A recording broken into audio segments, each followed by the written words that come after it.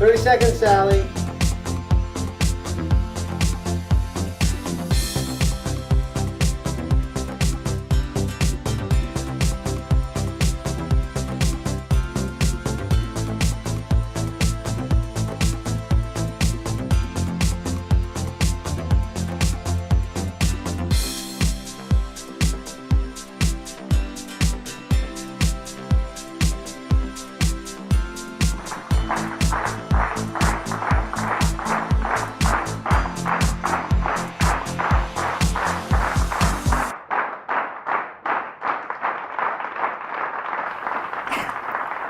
Let's talk. Hello. Welcome to my audience at home and also my audience here in the studio. I'm Sally Gibney. The show is Let's Talk. A generation ago, the disease that was most dreaded was cancer. In the 80s, it was AIDS. With different research and treatments, the fear of those diseases has decreased greatly. Today, the disease that most people fear the most is Alzheimer's disease, especially those of us who are middle-aged and older. It is said that 1 in 8 people will be impacted by Alzheimer's disease. My own family was impacted with Alzheimer's when my mother was diagnosed. What is Alzheimer's disease? And how can family members and caregivers best cope with the challenges that they're faced with? My guest today is Dr. Robert Santulli. Dr. Santulli is a geriatric psychiatrist at Dartmouth Hitchcock in Hanover, New Hampshire. And also, he's written the book, The Alzheimer's Family. It's helping caregivers to cope. It's an amazing book. And also, Marie Esselborn. Marie was a resident of Manchester and now lives in Hanover. I am so delighted to have these folks here. So, welcome. Thank you. Thank you for joining me. Glad to be here. Oh, I so appreciate, and we all do, that both of you have come such a distance to be here with us. So would each of you just tell us a little bit about yourselves? Dr. Santulli, would you start? Okay. Well, as you said in your introduction, I'm a geriatric psychiatrist, and I live in Hanover and work at the medical center in Lebanon. And I've been in the Upper Valley area of New Hampshire for about almost 25 years, having moved up from the New York area, as Marie did, as many people did, and have been caring for people, specializing in taking care of people with Alzheimer's disease and other dementias for most of that time, much of that time that I've been here. And I have a family, a wife and 2 children who are all grown up and out of the home now, and we're looking towards retirement in the near future, Really? but I'm continuing to work and enjoy taking care of people and getting to know people like Marie and many of the other people who are in the Alzheimer's family as we talk about it in our area. Yeah, and I've heard that you are incredibly generous with your time.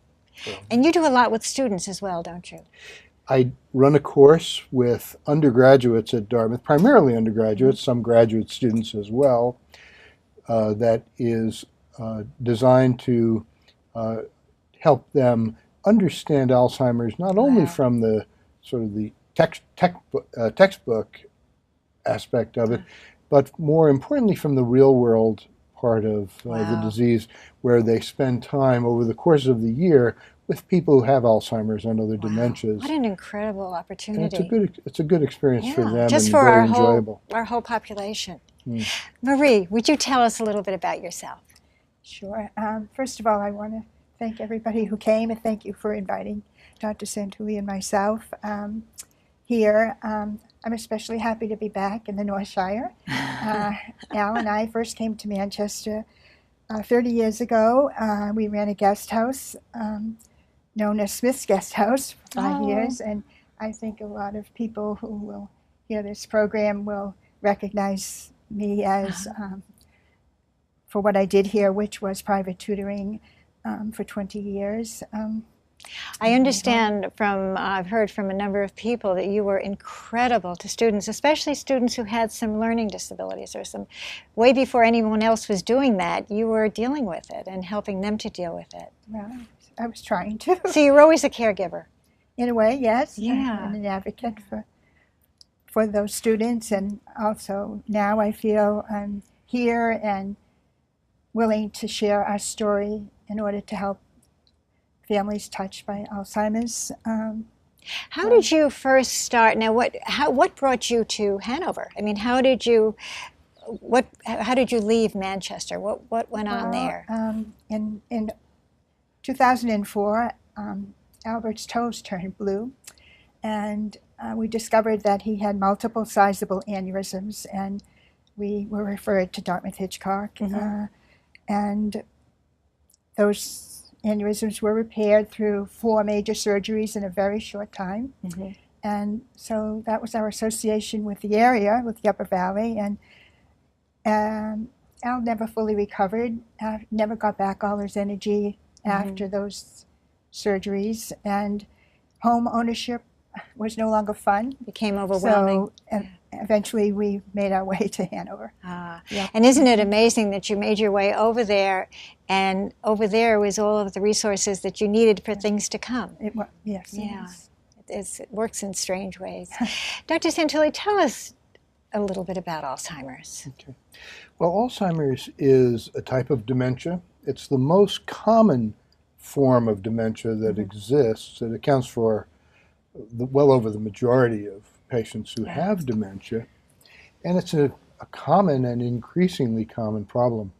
Right now, there are about 5.5 million people in the United States with Alzheimer's. Wow. In Vermont alone, about 14,000. These are estimates, of course.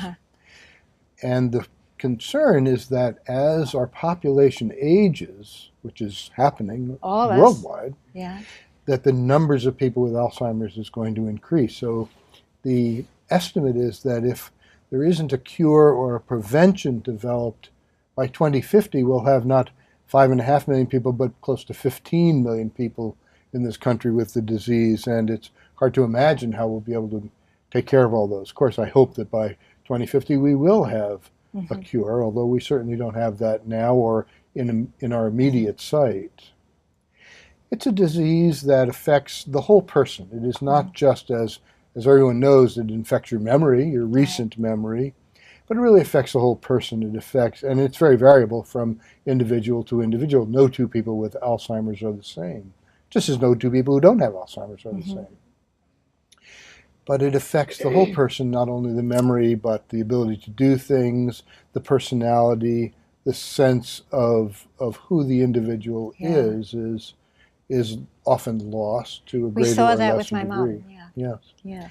And there can be, not always, but can be a variety of behavioral symptoms that develop as well. Psychological symptoms such as depression or anxiety or sleep problems or unrealistic worries and so forth. So, as I say, it really affects the whole person, but beyond the person, it really affects the whole family. It's a family illness, and that's an area that I've been very interested in ever since I've been involved in this, is that the person with the disease is certainly the most heavily affected in some ways, but those who love him and who care for him or her are deeply, deeply affected in other but equally serious ways as well. So many of us, we all have memory problems. I mean, we forget people's names, or we forget where we put something, or you go into a room and you don't know why you were there.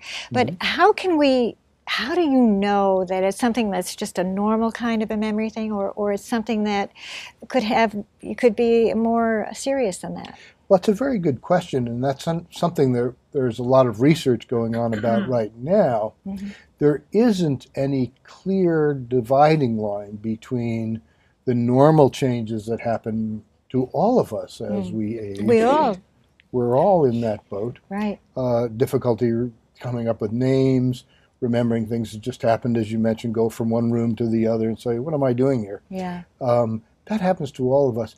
Right now, the best we can say is that it's how much that happens, how frequently that happens, how severe the problem is, and how much it interferes with your day-to-day life. And that's where we begin to make diagnoses rather than simply talk about normal aging. But there's an awful lot of work looking at trying to find biological markers, whether in the serum, in the blood, or the spinal fluid or through x-rays or some sort of physical marker that will tell us this person has Alzheimer's or this person is on the way to having Alzheimer's, even if they don't have it now. We're getting closer to that, but we are not there yet. How important is it to look into this early on rather than let it just sort of slide? Well, I think it's very important for a few reasons, one of which is because when memory problems start happening with enough frequency and severity so that it's affecting someone, as I say, the whole family is affected by this, and as you mentioned earlier, very worried about it. Alzheimer's is indeed the #1 health concern of the older part of the population, older segment of the population. So I think it's very important for people's well-being to know what's going on. If indeed it turns out that someone does have dementia, then to get a diagnosis, get underway with treatment, and know how to deal with it, to know what needs to be done to help keep that person safe.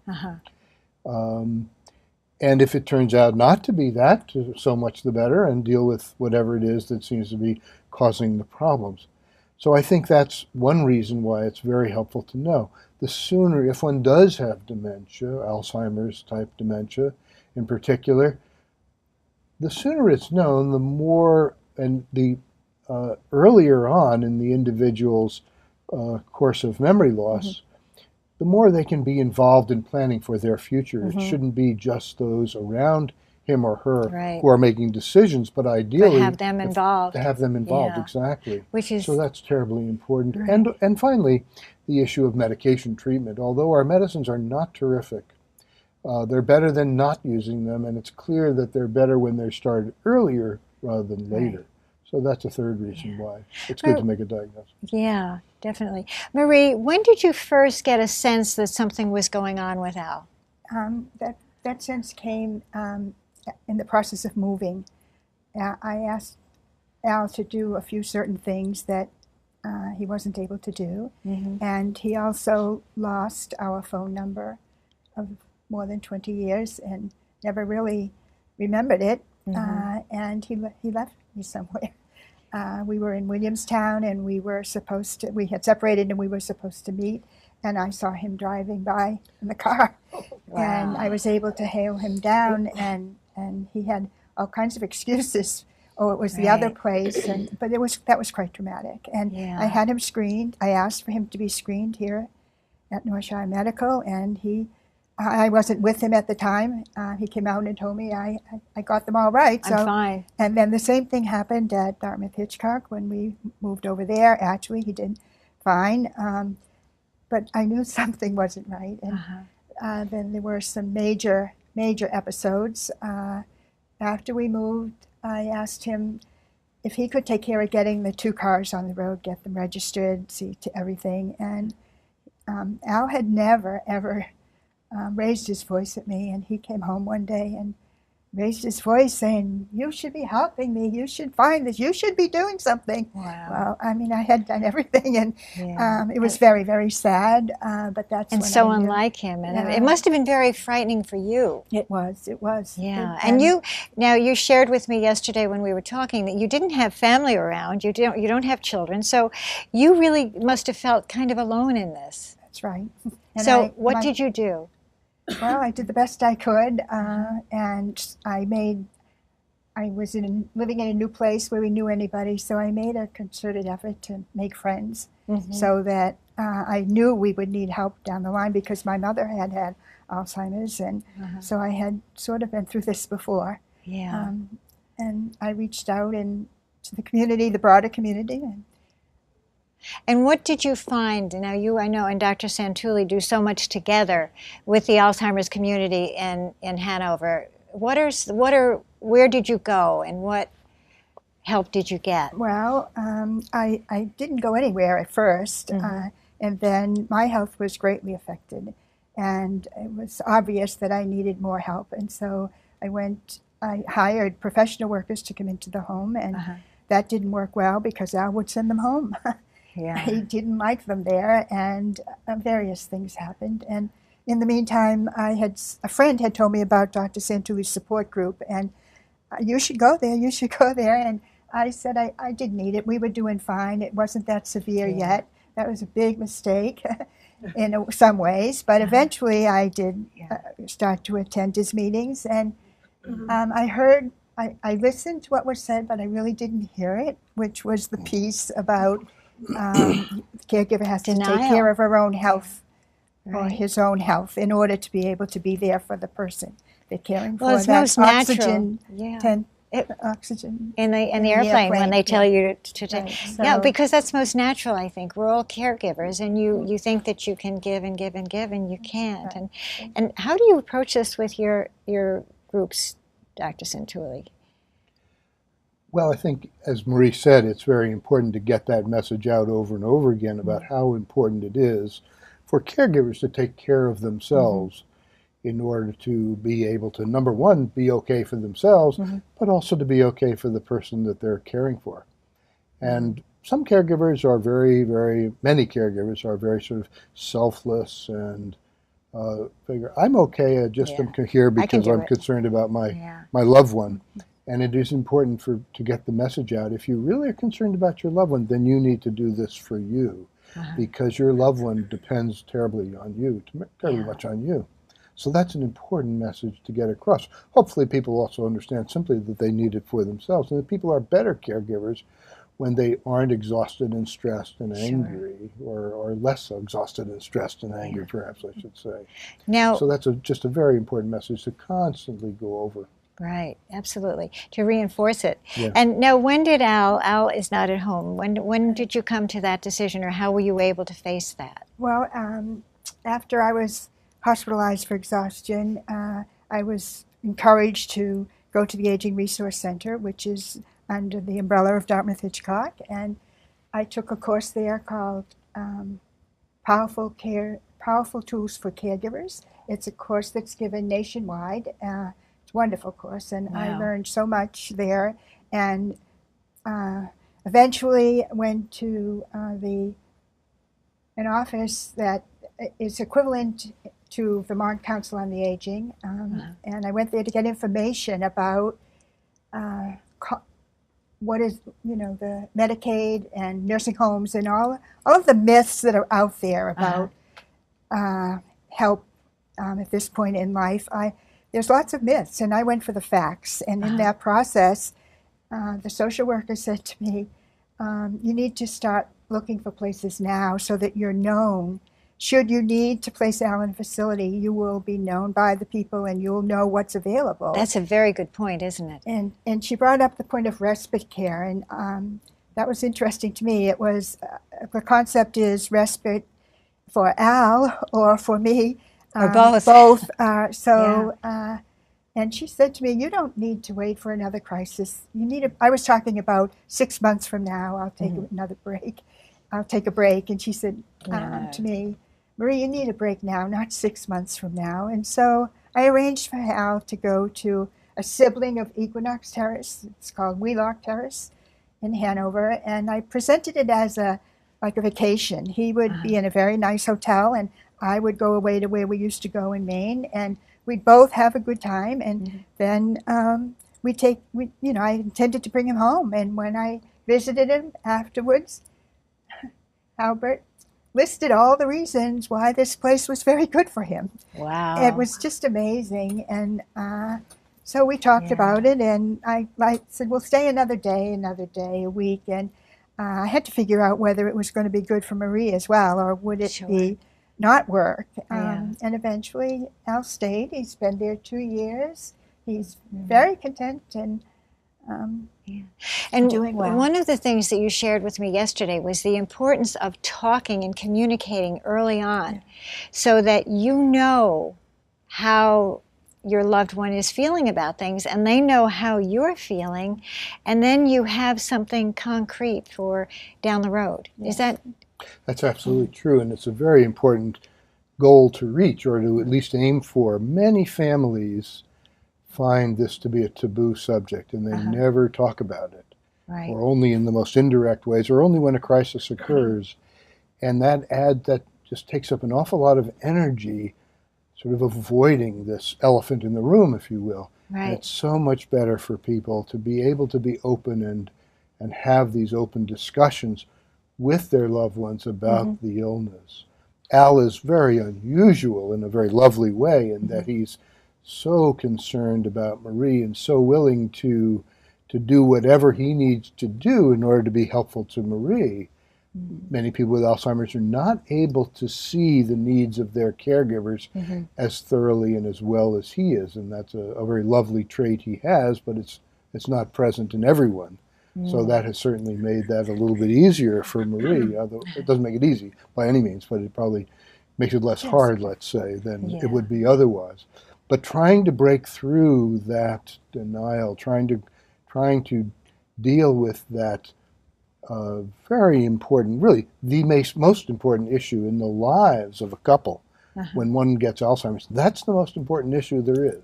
And it's really denial on both ends. It's a denial on both ends. You're absolutely right. Yeah. Both the individual who has the memory loss and the caregiver who doesn't, for perhaps different reasons, doesn't want to face it either.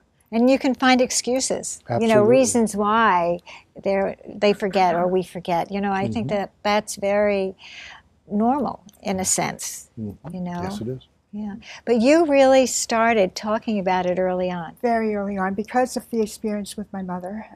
So we talked a lot at that time. She spent the last 5 years of her life at Crescent Manor in Bennington. Did not know who I really was. So we talked about what would happen if this happened to one of us, and we sort of made an agreement with each other that if the time came and it was necessary to put one or the other in a facility, it would be okay. We gave each other permission to do that. So that made it much easier for me, because when Al had all of his cognitive faculties, we made this promise to each other. And as hard as it was, and continues to be, and worked. You also, Marie, talked about the fact that you did the end of life decisions as well. You talked about that, and I think that's something else that's important to share. It's very important. We had done the advanced directives here in Manchester because North Shire Medical was on to that very early on, and so we did it years and years ago.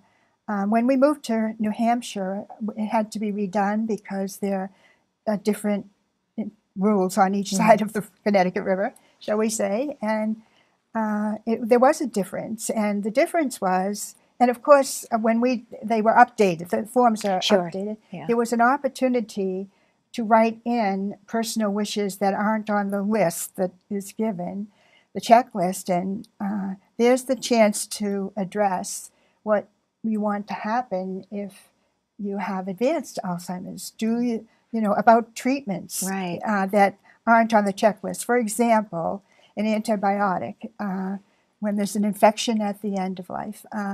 We both wrote on our advanced directive that if we were in advanced stages of Alzheimer's, we didn't want even that, because it's time. There comes a time to say goodbye to this planet. And in doing this, you're giving permission, not only to yourself, but to your loved one. And that's huge, I think. It's very, very huge and very important to do that. If someone hasn't gone through that process before a diagnosis of Alzheimer's, then it's very, very important to do it right away, because in order to legally execute advanced directives, you have to be you have to have what's referred to by lawyers as testamentary capacity. In other words, you have to be able to truly demonstrate that you understand what's being asked and what you're signing the paper to indicate. And that certainly can be done by people who have mild Alzheimer's, but there will come a point in the course of the illness where that is no longer possible. And it's one of the things about advanced directives that is important to emphasize is that it's a tremendous gift to one's family. I was just going to say that. To children as well. To children, to spouses. Yeah. Because if you've made clear what you want, and you are at then some point when you no longer can speak about what you want, you've already indicated to them how to proceed, and you're not giving them the difficult task of Right. deciding, well, I wonder what mom or dad would want here, or I wonder Yeah. what my spouse would want. Because your job, as if you're in charge at that point, is to carry out what their wishes have been, not to make your own decision about it. Exactly. And if you have different family members, one might think this and one might think Exactly. that, and then there's a conflict. That's right. So if you do have it written down, you do know what your loved one wants, and then you can abide by that, Right. which is huge. You not only which is can, you huge. must. It's the law. Yeah, yeah, absolutely. That's so. So tell us about the groups that you have at Dartmouth, the support groups and what you're doing, and maybe talk a little bit more about the students you're working with. There's so much Okay. going on over there, isn't there? Well, Yes.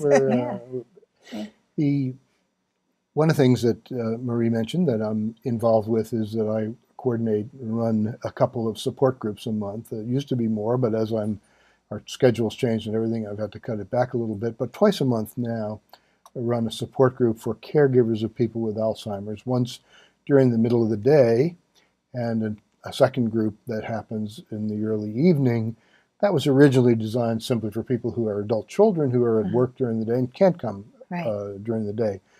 But each group is for whoever wants to come who's in that category. What it's not for is people who have Alzheimer's, because that's a different kind of group. It's an important group to have, perhaps, but caregivers don't feel comfortable talking Yeah. about the issues they're dealing with if there's someone in the room who also has Alzheimer's You need their disease. space. They need their space, and they need the freedom to be able to talk. After all, that's the benefit of the group, is for people to be able to openly express the things that are of concern and to get feedback from others who have been there or who are going there. Yeah. So that's a very valuable thing. And one of the things that I've said many times to people I work with is, as long as I've been doing this and seeing people in the office, which is many, many, many years now, every time I have a support group, I learn new things about the disease and about how people are coping with it, because it's just a different environment to hear from families without Well, the patient present. that's why you're able to write this book. And that's, so much Yeah. of what I've learned comes from the people who've attended the support groups. Yeah. So those are two very, very important meetings that I do. We have another thing that Maria and Al have also been involved with, which is called Memory Cafe. Oh. And this is something that happens once a month.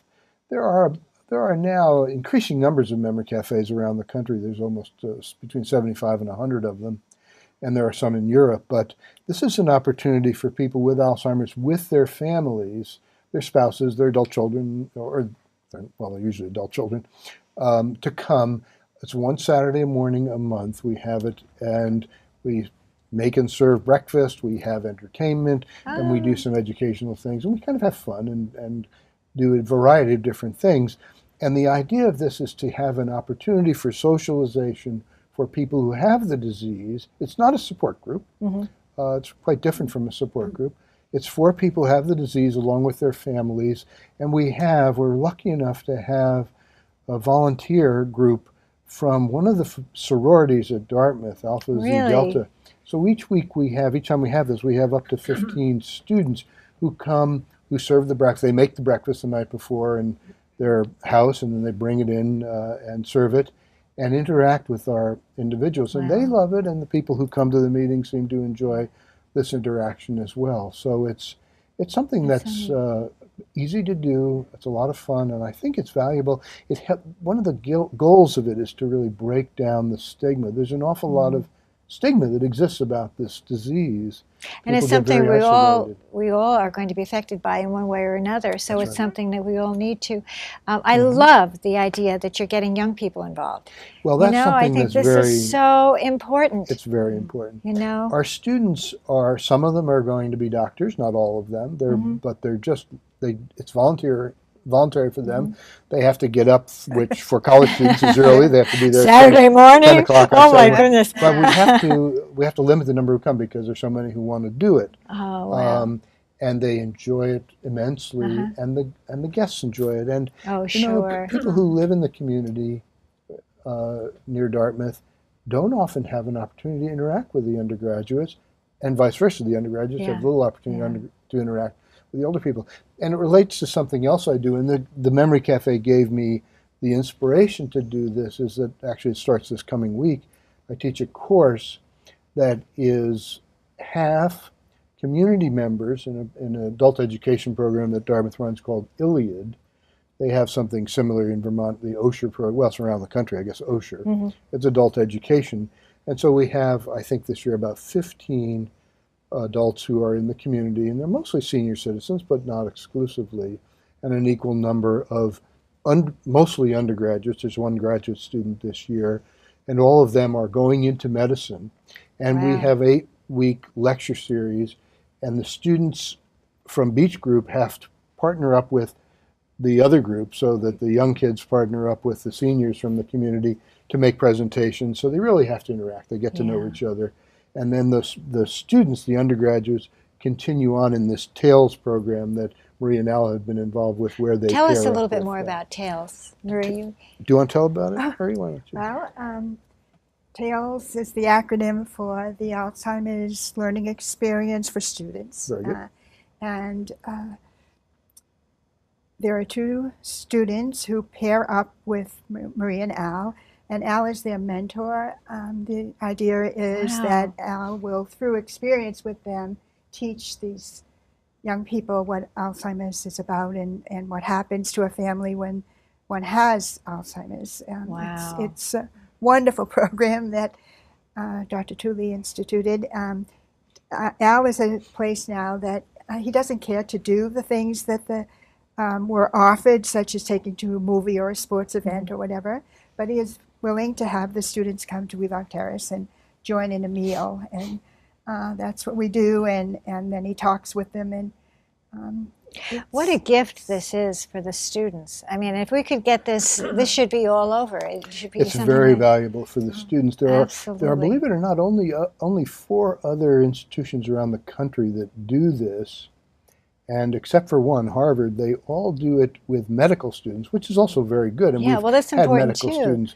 Ours are pre-med. My belief is getting them as early as possible Yeah. to understand this experientially Yeah. before their and, first day in the take lecture away room. the and fear. Takes away the fear. Yeah. It takes away the clinical, or it provides. It doesn't take away, but it adds a second dimension, a Right. more important dimension in a Yeah. way, the human dimension. That's Yeah. what this is about. Absolutely. So I think it's a valuable Oh, it is. program for the students, and they really enjoy it, and many of them feel it's one of the most important things they do in their 4 years of college, which is nice. Yeah. And they're terrific kids. These Yeah. are bright and very interested. They're going into pre-med, and they're driven, but they're just lovely people who You know, want to do this. kids are wonderful, and I think if we give them the opportunity, you know, need so the often we opportunity. don't give them the opportunity. We don't expect this from them, so that it doesn't happen. But I think The dynamic is one that I like to think of as sort of grandparents and grandchildren, Yeah. and it's a very Yeah. nice dynamic. They get along well Yeah. together. They have a lot to learn from each other, Exactly. and they enjoy each other. Exactly. And There's it nothing like extends beyond this, because my experience has been I don't drive anymore, so I'm out on foot and riding the buses, and the students who have met Al and I either at the cafe or the TALES students actually approach me and We'll pick you up. and will sit and chat or sit next to me on the bus and how's Al and how are you doing, and so it's wonderful. for Yeah. support for me. I want to, because we do want to get to some questions, would you share with us the things that you're doing for you, how you're taking care of you? I mean, the line dancing and all that? Oh yes. I used to. When we lived here, I discovered at a wedding, I must say, the wedding of a person here's child, that I loved to dance and hadn't done it. And Al had said to me, I can't. He was at the reception, but he was tired, and he said, "You go ahead and dance."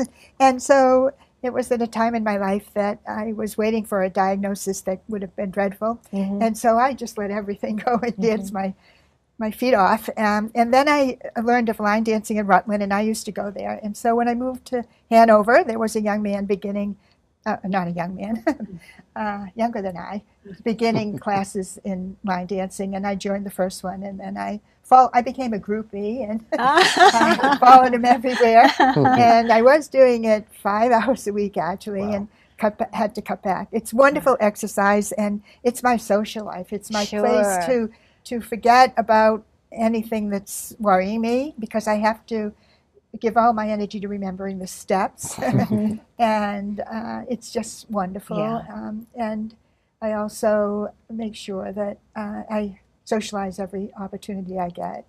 If somebody wants to go out for lunch, I'll go, because I know I can't allow myself to get isolated. And it would be so easy. It would be just absolutely. very easy to crawl under the covers some days, but I have to show up at dancing, so So making a commitment helps you to do Absolutely. that. You know, Absolutely. if you Very just sort of important. say it'll happen when it happens, but if you make a commitment, then you force yourself to do that, which is so amazing. Yeah. And the Memory Cafe is a wonderful place for Al and I.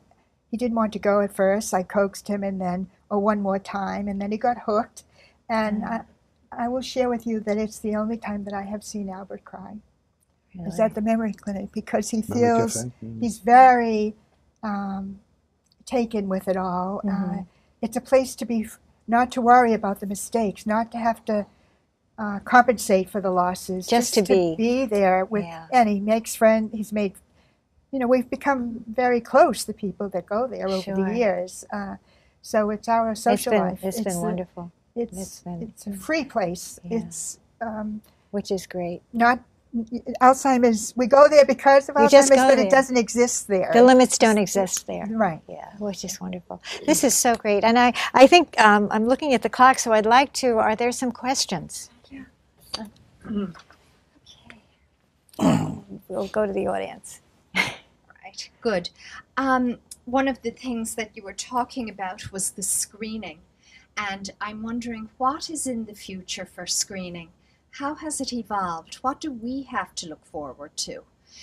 Is there the possibility that screening is going to start to be part of our checkups, our yearly checkups, as we age?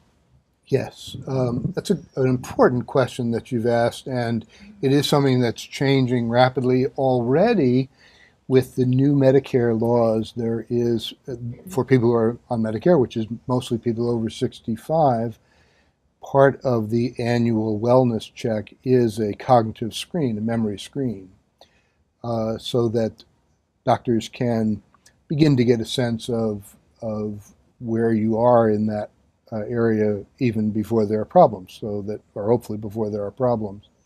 But one of the things that Marie mentioned that happens all the time with people who are very bright and well-educated, like Al, can have significant problems, but still do fine on the tests that we have, which are pretty basic tests, so that people can take those tests and do well enough so that the problems are not apparent to someone who doesn't know them well.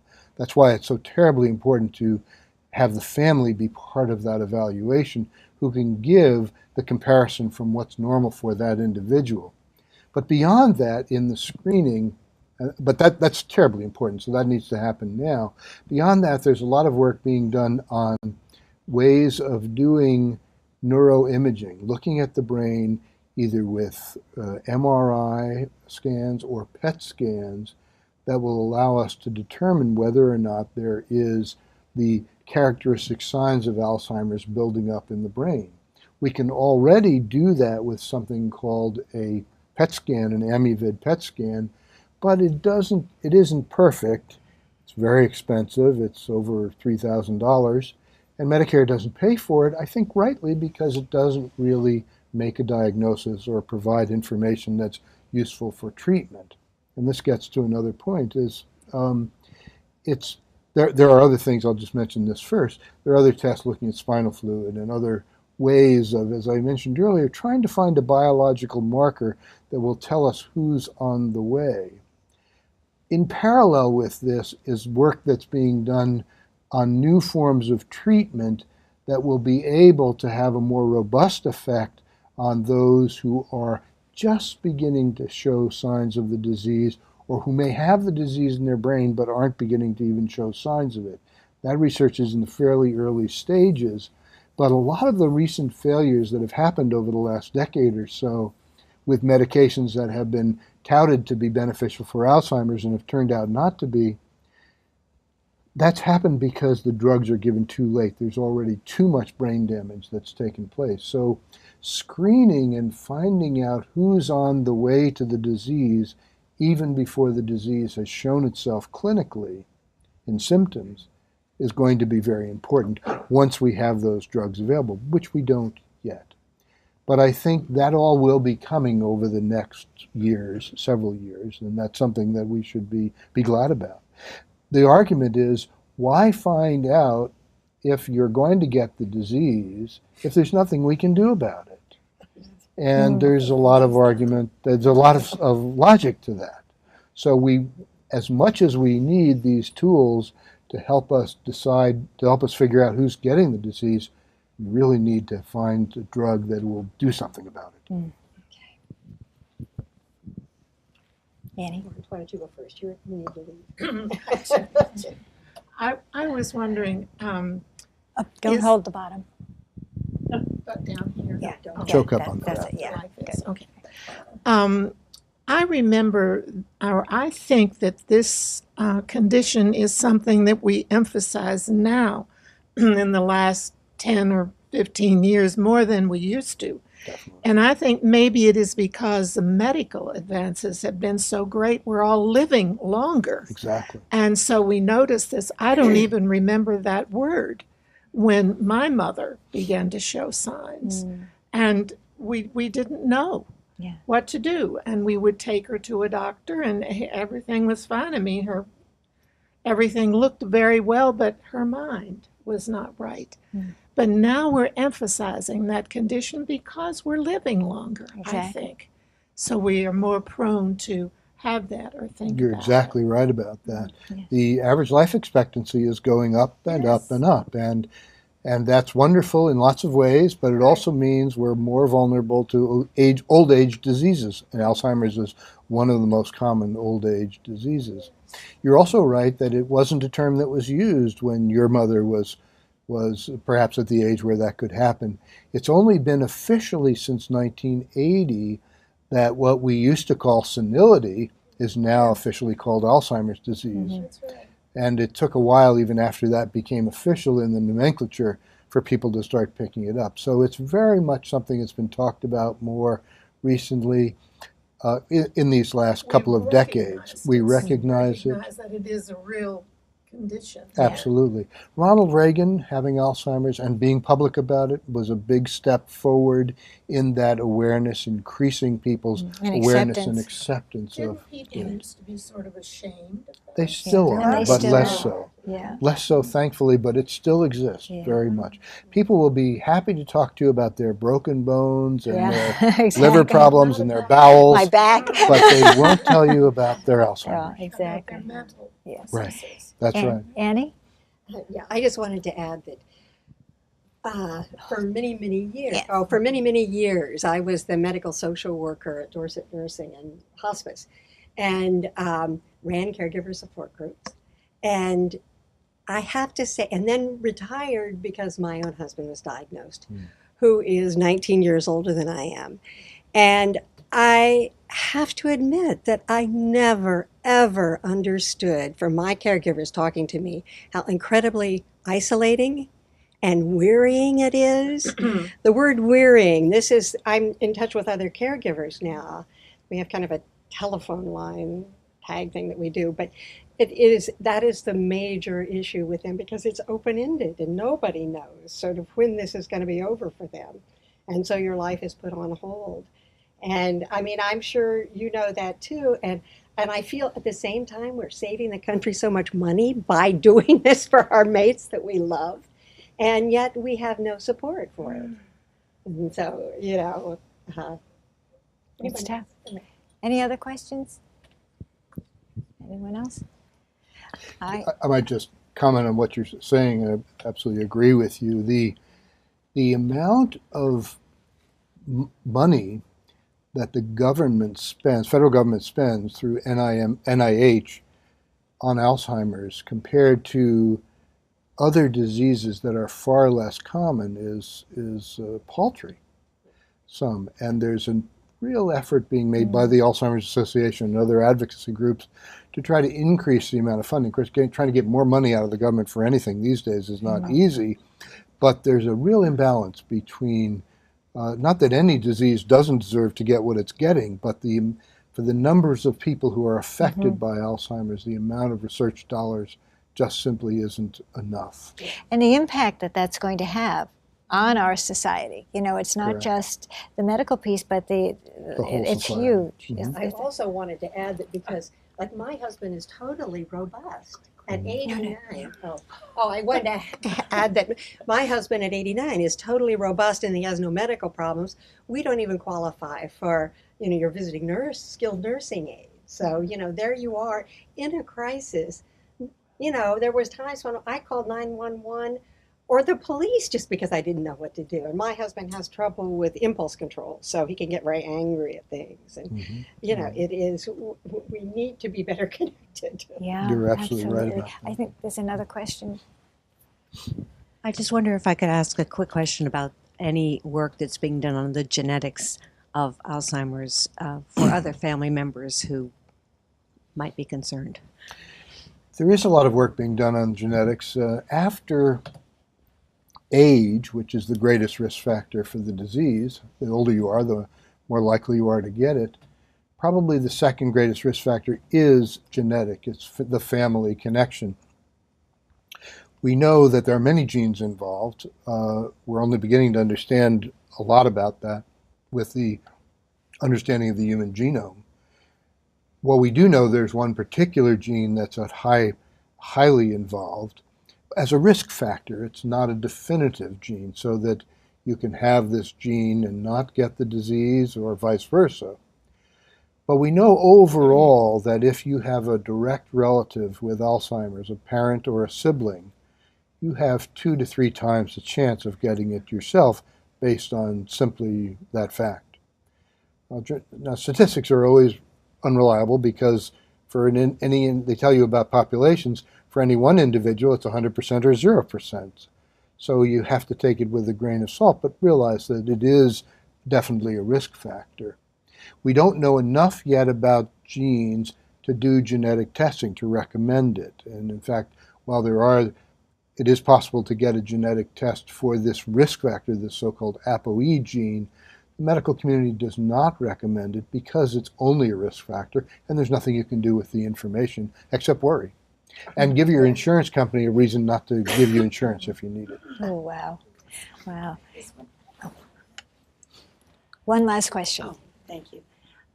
Along those lines, if you have family members, it's not exactly the support group question, but if you have family members who have a direct relative with Alzheimer's or have had one, is there anything that you recommend to them to do? I mean, all these things come along, the internet and this new program, this is the best thing to keep your mind going and to avoid all this. Is there anything that you say to people or would recommend to people?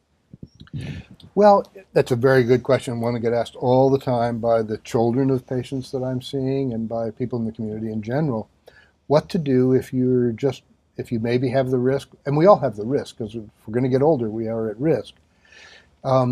And unfortunately, we don't have great information to give about that other than some very basic things that are kind of common sense, which is take good care of your physical health. We know that what's good for the heart is good for the brain. So if you take good care of your heart and you eat properly and you exercise, you keep your cholesterol down, that lowers your risk of getting Alzheimer's somewhat. We know that it's good for people to keep their mind active. It's not clear if these computer programs that are now being developed and sold at very high prices are really the answer, or whether what's more important is simply keeping yourself engaged in things that matter to you, that you enjoy, that use your brain.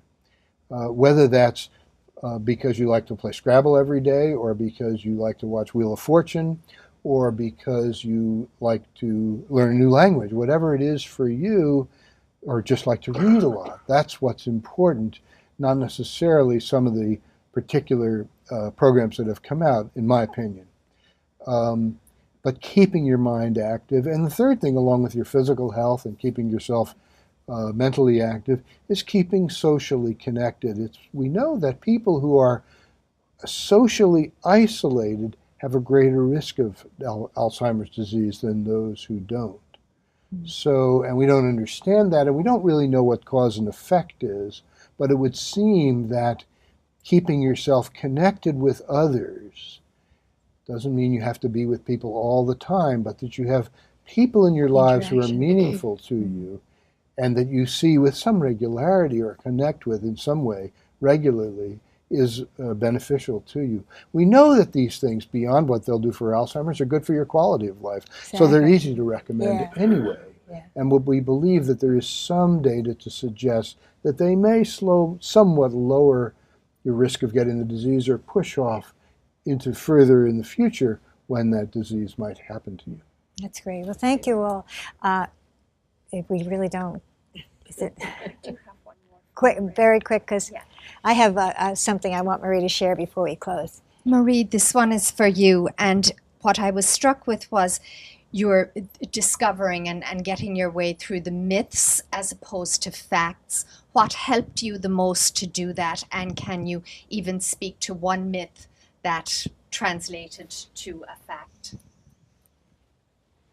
That's a hard one to answer specifically. I think it was I feel about all things that truth is power, the facts. So I always want the facts and not pay attention to what people are saying about the government and their help. The people that work for these agencies are on our side. They're not about to take things away from you.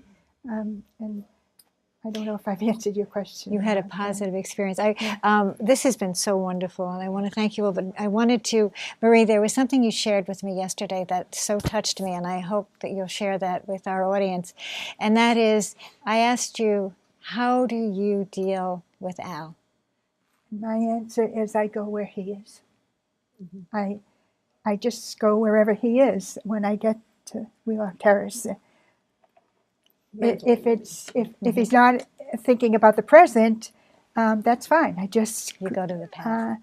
And the other thing that you shared with me yesterday was that sometimes when you wish he could be different, or he wish you could be, you think, well, he would if he could.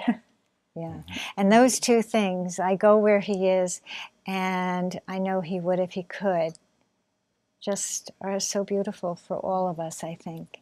I want to thank you all so much for being here. Dr. Santulli, thank you for My coming. pleasure. I can't tell you how much it meant. Marie, you're a sweetheart, and I just love you, and thank you for being here. And for all of you out there, thank you for joining us. We hope that this has been helpful, and we hope that you will share it with other people. So until the next time, bye-bye.